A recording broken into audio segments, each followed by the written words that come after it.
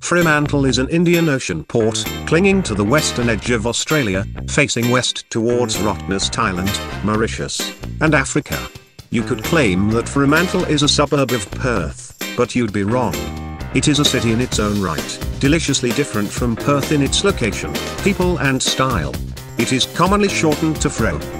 The locale of Fremantle was the first point of call for the Dutch in the 1600s, the English who settled in the early 1800s, and is historically endowed with buildings and streets that still tell stories of the earlier years of the 19th and 20th century activity as the port for the developing Western Australia.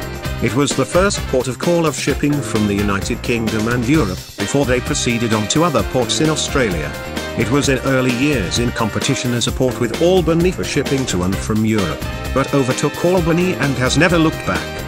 Parts of the built heritage of Fremantle have escaped the developmental trends that occurred in Perth, where older buildings were removed regularly to be replaced by large office buildings with little character. The heritage status of buildings and streetscapes of parts of Fremantle make it a great place to wander and learn about Fremantle's early days.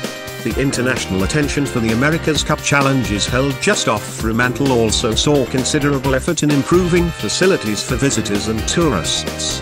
Being a port, it was the first land for immigrants in the past, and currently is also a point of call in a number of cruise ship operators, and also the closest point for trips to Rottnest. Fremantle is mostly flat, relatively compact in size and good for walking. It is well worth seeking out information and interpretation, as not all of Fremantle history is that obvious in its current state. Thanks for watching this episode of VideoVoyage.TV. If you enjoyed it, please subscribe to our YouTube channel or follow us on these social networks. If this stuff was valuable for you, please help others finding it by sharing it on your social networks. Thanks again and see you next time.